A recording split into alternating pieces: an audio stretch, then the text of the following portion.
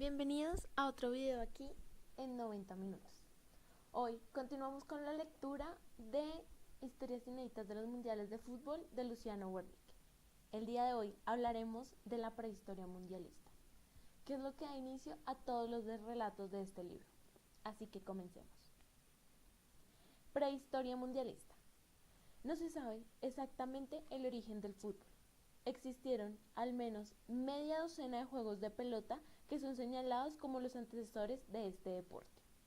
Algunos historiadores afirman que las raíces de su árbol genealógico germinaron en la antigua China durante la dinastía de Han, en los siglos II y III a.C.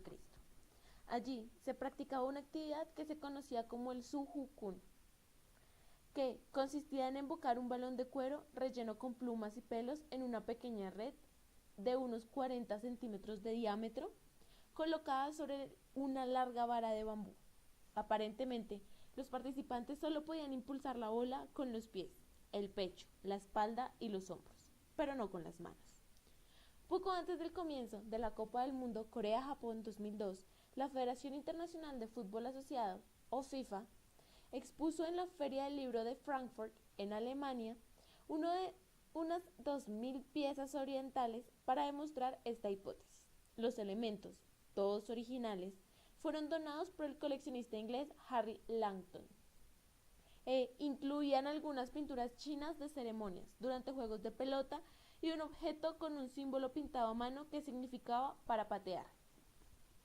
Otras expresiones antiguas fueron el kemari japonés, el epizlicros griego y el harpastum romano. Sin embargo, la hipótesis más razonable ubica los principios de este deporte como tal en Inglaterra. Para no dejar dudas de que el fútbol fue creado allí, una tradicional leyenda británica cuenta que el primer partido de la historia se llevó a cabo en este territorio, unos 50 años antes de Cristo, cuando un grupo de guerreros celtas comenzó a patear la cabeza de un soldado romano muerto en combate. En esa época, los bravos ingleses habían logrado lo que pocos en Europa: rechazar a las poderosas legiones imperiales capitaneadas por Julio César.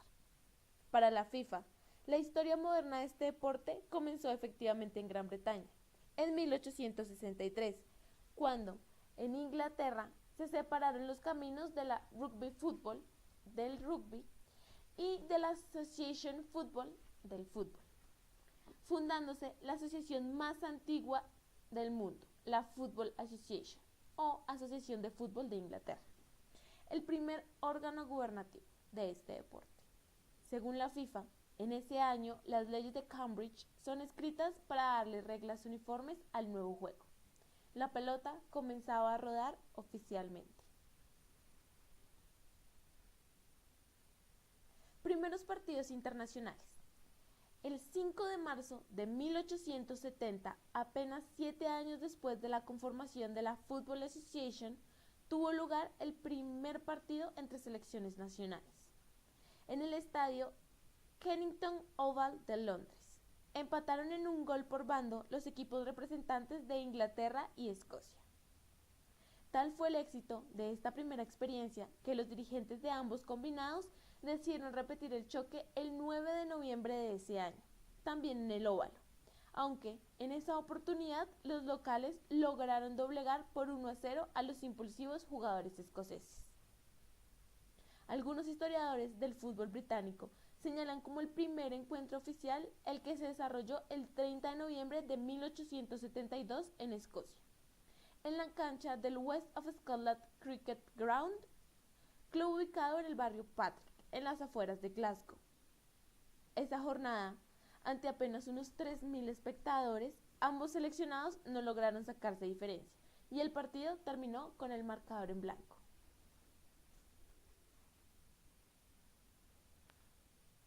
Juegos Olímpicos.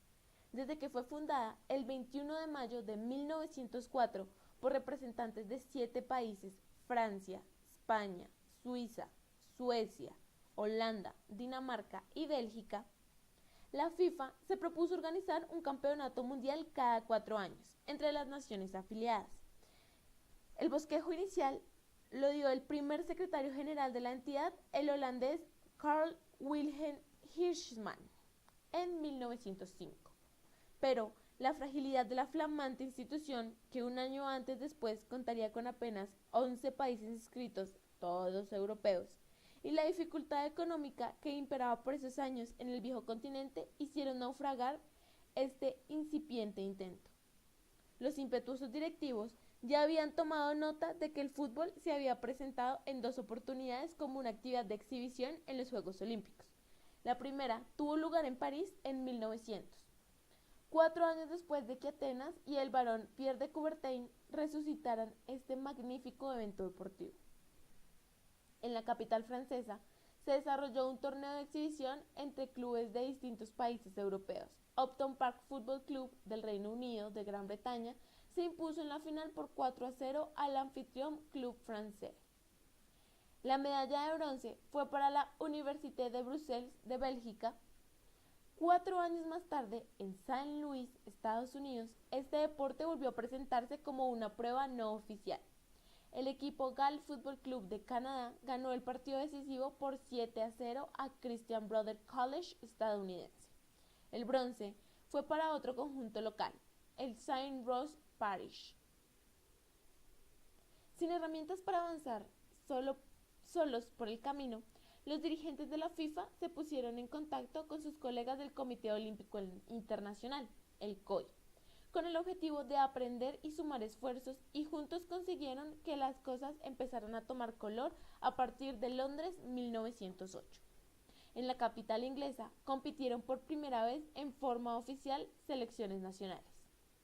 Por ese entonces, la única exigencia del COI era que los participantes fueran deportistas amateurs, norma que se mantuvo varias décadas hasta que en 1984, ante el avance del superprofesionalismo y la necesidad de captar la atención del público, se determinó que los países intervinientes debían presentar selecciones juveniles sub-23.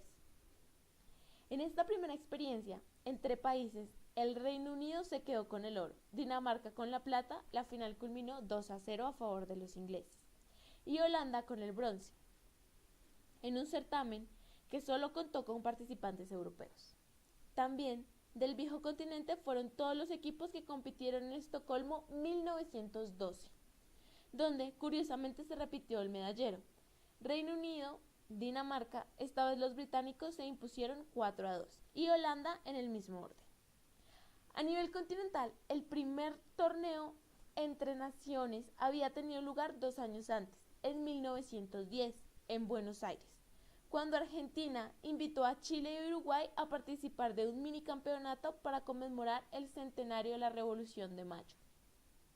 Esta experiencia fue el punto de partida de la Copa América, que comenzó a disputarse con regularidad en 1916. Para los Juegos de Amberes, en 1920, a los que acudió Egipto como única escuadra no europea, los organizadores echaron mano de un extraño fixture denominado Bergwall, que previa una especie de campeonato consuelo entre los perdedores de cuartos de final, de la semifinal y la final. Al juego definitivo, que tuvo lugar el 2 de septiembre, llegaron Bélgica y Checoslovaquia. En apenas 30 minutos los locales se pusieron 2-0 y los checoslovacos comenzaron a quejarse del arbitraje del inglés John Lewis, quien tenía nada menos que 72 años, al que acusaban de actuar en forma parcial y de haber cobrado un dudoso penal que había permitido la apertura del marcador. A los 39 minutos, Lewis expulsó al defensor visitante Karel Steiner por una fuerte falta. Hastiado por lo que consideraba una injusticia, el capitán checoslovaco Karel Pesek retiró al equipo. Los belgas ganaron el oro, pero sus derrotados se quedaron sin medalla de plata por haber abandonado el encuentro culminante. Se les prohibió jugar la ronda consuelo. De este modo, España, beneficiada por la ausencia de la escuadra checoslovaca, y Holanda pasó por la deserción de Francia, disconforme con el extraño fixture, ya que de otro modo hubiera jugado por el tercer puesto directamente, definieron el segundo puesto. La plata quedó en definitiva en manos ibéricas, al imponerse España por 3-1. Los Juegos de 1924, otra vez en París, y de 1928 en Ámsterdam, tuvieron un protagonista exclusivo: Uruguay. El seleccionado celeste se adueñó del oro cómodamente en el primero de ellos, en su delicioso fútbol a sol y sombra. El escritor Eduardo Galeano detalla que era la primera vez que un equipo latinoamericano jugaba en Europa. Uruguay enfrentaba a Yugoslavia en el partido inicial. Los yugoslavios enviaron espías a la práctica. Los uruguayos se dieron cuenta y se entrenaron pegando patadas al suelo, tirando la pelota a las nubes, tropezando a cada paso y chocándose entre sí. Los espías informaron: dan pena estos pobres muchachos que vinieron de tan lejos. Apenas 2.000 personas asistieron a aquel partido. La bandera uruguaya fue izada al revés, con el sol para abajo, y en lugar del himno nacional se escuchó una marcha brasileña. Aquella tarde, Uruguay derrotó a Yugoslavia 7-0. En la final de 1924, los orientales se impusieron fácilmente a Suiza por 3-0, aunque tuvieron que transpirar bastante 4 años más tarde en la capital holandesa ante otra selección sudamericana, Argentina.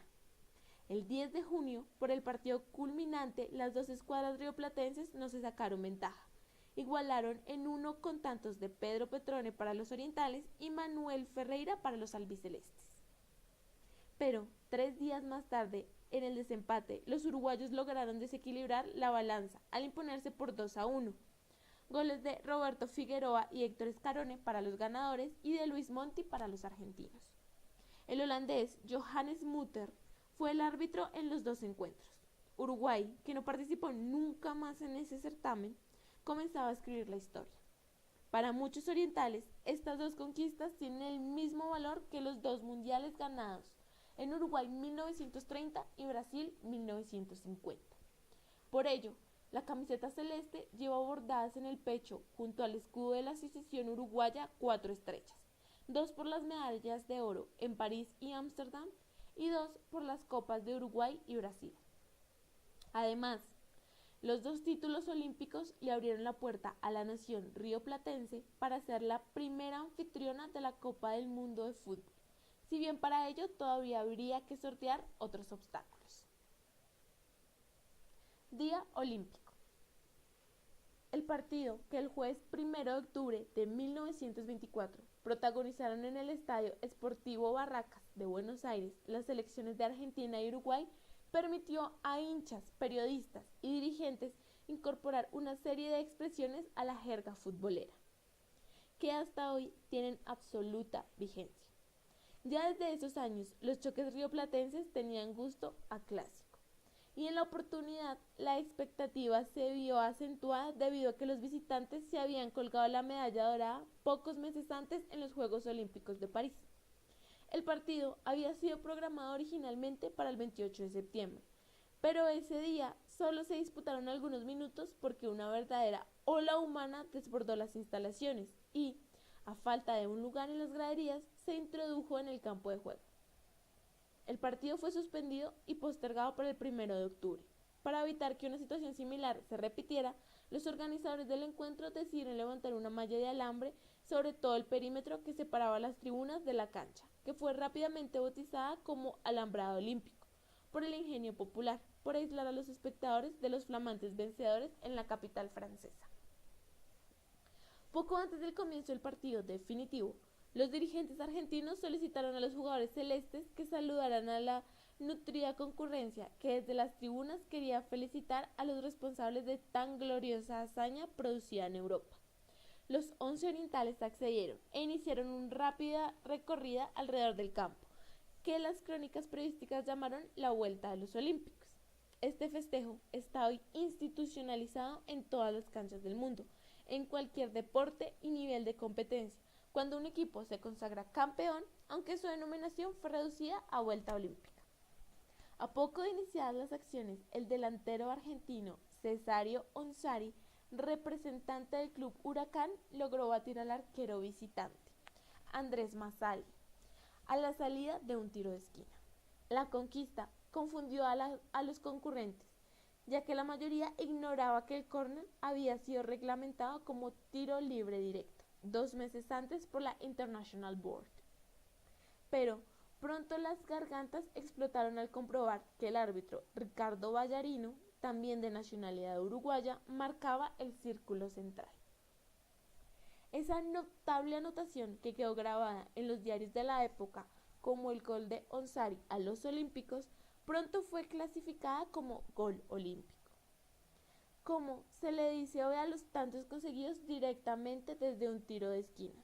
¿Cómo finalizó el partido? Ganó el equipo local por 2-1. Al de Onsari se sumó uno de Domingo Tarascone, mientras que para los visitantes descontó Pedro Sea. Y como no podría ser de otro modo, celebró con una vuelta olímpica. El violinista. Uruguay ya había derrotado a Argentina en Ámsterdam y los jugadores de los dos equipos se reencontraron en París antes de retornar a Sudamérica, a pedido de Carlos Gardel. El mudo, no se sabe si francés, uruguayo o argentino, pero con el corazón anclado en las dos riberas rioplatenses, quería reconciliar a los futbolistas después de los dos durísimos choques en la final, por lo que invitó a las delegaciones a disfrutar de un espectáculo en un cabaret de la Ciudad Luz. Los jugadores fueron sentados en una larga mesa intercalados, un uruguayo y un argentino. Avanzada la velada, el intento de confraternización de Gardel comenzó a naufragar, merced a las fracturas que unos y otros comenzaron a pasarse por circunstancias del juego. Los más vehementes resultaron el wing albiceleste Raimundo Orsi y el volante derecho oriental Leonardo Andrade. En el partido, el uruguayo había pateado con rudeza la rodilla de Orsi y el delantero se la había devuelto con un fiero pisotón al tobillo. Para tratar de tranquilizar las cosas, el sagaz cantante invitó al extremo argentino, que además de futbolista era un virtuoso violinista, que había integrado la orquesta de Francisco Canaro, a subir al escenario y sumarse a su orquesta. Orsi solicitó un violín prestado y se acopló directamente a la interpretación de un tango. Pero, mientras sonaba la música, las fieras, en lugar de amansarse, iniciaron un terrible altercado, todos contra todos. Andrade, quien seguía con la sangre en el ojo, aprovechó el desconcierto general para abalanzarse sobre Orsi, mas el argentino rápidos reflejos lo primereó y le partió el violín en la cabeza. Antes de que la gresca se disipara, el delantero escapó del boliche y esa misma noche huyó de París, no por temor a la represalia de Andrade, sino la del dueño del instrumento, un valiosísimo Stradivarius. Si el tipo me encontraba, se justificó Orsi varios años más tarde, tenía que quedarme para siempre trabajando en París para pagarle su violín. Uruguay, primera sede. Mientras el fútbol ganaba espacio y prestigio en los Juegos Olímpicos, varios congresos se sucedieron sin que se lograra alcanzar el objetivo primordial, un campeonato exclusivo de este deporte, con representaciones nacionales de todos los continentes. En una oportunidad, la FIFA hasta llegó a diagramar un certamen con la inscripción de 11 países, más los 4 estados británicos, Inglaterra, Escocia, Gales e Irlanda. Verde Isla, que en ese tiempo se encontraba por completo bajo el dominio de la rígida corona anglosajona. Sin embargo, pocas semanas antes del campeonato pautado en 1906, ni siquiera el país anfitrión, Suiza, había formalizado su participación. El inglés Daniel Woodford aseguró que la FIFA, de la que sería años más tarde su presidente, todavía no estaba fundada sobre bases suficientemente estables para emprender la creación de un campeonato internacional. Woodford destacó además que haría falta también tener la certeza de que todos los equipos inscritos conservaran las mismas reglas del juego. La idea de organizar el primer mundial comenzó a cobrar fuerza varios años después del final de la Gran Guerra, que luego sería llamada Primera Guerra Mundial, gracias al empuje del francés Jules Rimet.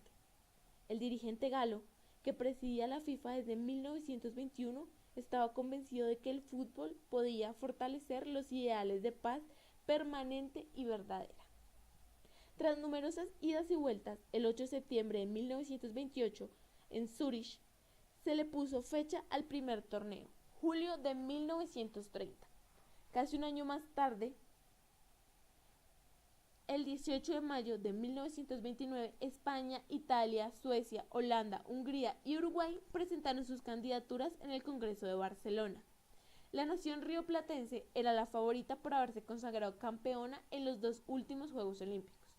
Por contar con mejores recursos, ofreció hacerse cargo de todos los gastos de traslado y alojamiento de las delegaciones, algo que no pudieron asegurar los países del viejo continente que atravesaban una severa crisis económica, y por sumar el apoyo de todos los delegados americanos, mientras que los representantes europeos,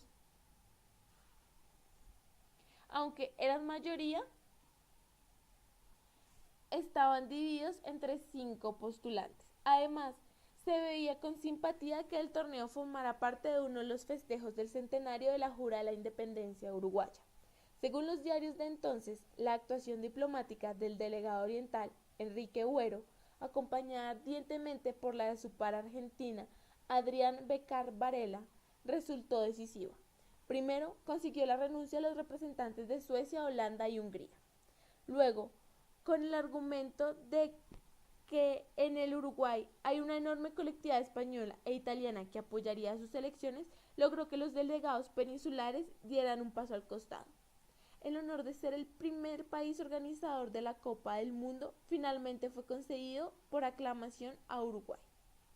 En declaraciones al matutino porteño La Nación, Buero sostuvo que la decisión del Congreso de elegir a Montevideo como sede para el primer campeonato del Mundial ha permitido revelar el sentimiento unánime de los distintos países americanos que, con Argentina a la cabeza, han apoyado calurosamente y entusiastamente la propuesta de la Confederación Suramericana de Fútbol.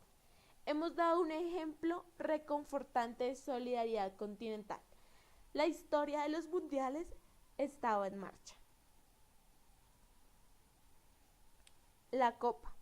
Una vez confirmada la primera sede, Jules Rimet acordó con los demás representantes de la FIFA que en cada Copa del Mundo se pondría en juego un trofeo especial, que quedaría en poder de la nación vencedora durante 4 años, hasta la competencia siguiente. Asimismo, se decidió que aquel país que ganara 3 veces un mundial obtendría el premio para siempre.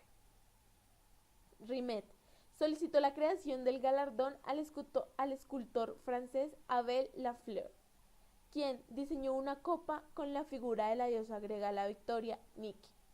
Con las manos extendidas, la obra de 55 centímetros de alto, 4 kilogramos de peso y un costo de 50.000 francos fue moldeada en oro puro de 18 quilates y montada sobre una base de piedras semipreciosas. El trofeo, que se puso en juego 9 veces hasta que Brasil se lo adjudicara en forma definitiva tras vencer en México en 1970, fue protagonista de algunas situaciones bastante curiosas. En 1938, después de que Italia venció a Checoslovaquia en la final del Mundial de Francia, la copa fue guardada dentro de la bóveda de seguridad de un banco romano. Al estallar la Segunda Guerra, el vicepresidente de la Federación Italiana, Ottorino Barassi, la retiró de la entidad bancaria y la escondió bajo su cama dentro de una caja de zapatos, para evitar que fuera hallada por los alemanes que habían invadido y ocupado la península. Se cuenta que un grupo de agentes de la SS llamó a la puerta de la casa de Barassi en la Plaza Adriana de Roma para secuestrar el trofeo. Los oficiales registraron el piso, pero no encontraron el preciado galardón. Cuando se marcharon, Barassi rezó un Padre Nuestro. Unos años después, el dirigente italiano entregó en persona la copa a los responsables de la FIFA en Luxemburgo. Casi 30 años más tarde, el 20 de marzo de 1966, a pocos meses del inicio del Mundial, que se disputó en Inglaterra, la figura dorada desapareció misteriosamente de las vitrinas de la tienda londinense Westminster Hall, donde se la exhibía para promocionar el campeonato. El enigmático robo puso en vilo al prestigioso cuerpo de policía Scotland Yard, que a pesar de asignar al caso a sus mejores hombres, no logró obtener una sola pista. Desesperada por el bochornoso suceso que hacía trizas su arrogancia, la Football Association encomendó en secreto al orfebre Alexander Clark la realización de una copia para suministrar para sustituir al premio original, que ya había sido bautizado Jules Rimet en honor al dirigente francés. Pero antes de que el artista terminara su trabajo, el 27 de marzo, un perro de raza collie llamado Pickle salvó el orgullo inglés al hallar la preciosa copa envuelta en diarios en un jardín del suburbio de Beulah Hill. Tiempo después se sabría que había sido sustraída por un obrero portuario llamado Walter Bedlick. Pickle fue declarado de inmediato héroe nacional y su propietario David Covert, un barquero del río Thames de 26 años, recibió una recompensa de 3.000 libras esterlinas. El famoso collie murió en 1973 y su desaparición fue seguida por el llanto de miles de hinchas. Se mira, se roba y se funde. En 1970, el trofeo llegó a la sede de la Confederación Brasileña de Fútbol, la CBF, para quedarse eternamente. Empero, como dice la canción, nada es para siempre. La copa fue robada el 19 de diciembre de 1983. El despojo habría sido planeado pocos meses antes en el bar Santo Cristo, situado en la zona del puerto de Río de Janeiro, por el gerente del banco Antonio Pereira Alves, el decorador José Luis Viera da Silva, el ex policía Francisco José Rivera y el joyero argentino Juan Carlos Hernández. Pereira Alves, quien visitaba asiduamente la sede de la Confederación Brasileña de Fútbol, notó que la copa se encontraba dentro de un aparador fácilmente vulnerable. Según la versión policial, la noche del atraco, Viera da Silva y Rivera maniataron al único guardia y desaparecieron con el botín, que fue derretido de inmediato por Hernández. Los 4 sospechosos del robo fueron detenidos y condenados a 9 años de prisión. Los lingotes producidos con el oro del trofeo desaparecieron en el mercado negro carioca. Uno de los investigadores del caso se quejó de que Brasil luchó tanto para ganar la copa y fue a parar a las manos de un argentino. Poco después de recuperar la libertad, Hernández volvió a la cárcel, condenado por tráfico de drogas, cuando se enteró de que la desaparición del precioso objeto sí era para siempre y que no se había cumplido la sentencia de la canción. La Confederación Brasileña de Fútbol encomendó a la empresa Eastman Kodak de los Estados Unidos la elaboración de una reproducción para ser lucida en una vitrina del Estadio Maracaná. La FIFA tomó nota de este incidente y, para evitar otras sorpresas desagradables, determinó que nos entregaría al país ganador la nueva copa que se puso en juego a partir de 1974, diseñada y producida por el orfebre italiano Silvio Gazzaniga. Desde entonces, solo se otorga una réplica al ganador y la original se conserva en las oficinas que el organismo posee en Zúrich, Suiza. ¿Qué pasó finalmente con aquella réplica que disimuladamente había plasmado el inglés Alexander Clark por orden de la Football Association? Fue subastada en 1997 por la casa Sotheby's a pedido de la familia del joyero y vendían unos $400.000 a la misma FIFA, que la colocó en exhibición en el Museo Nacional de Fútbol de Preston, Inglaterra.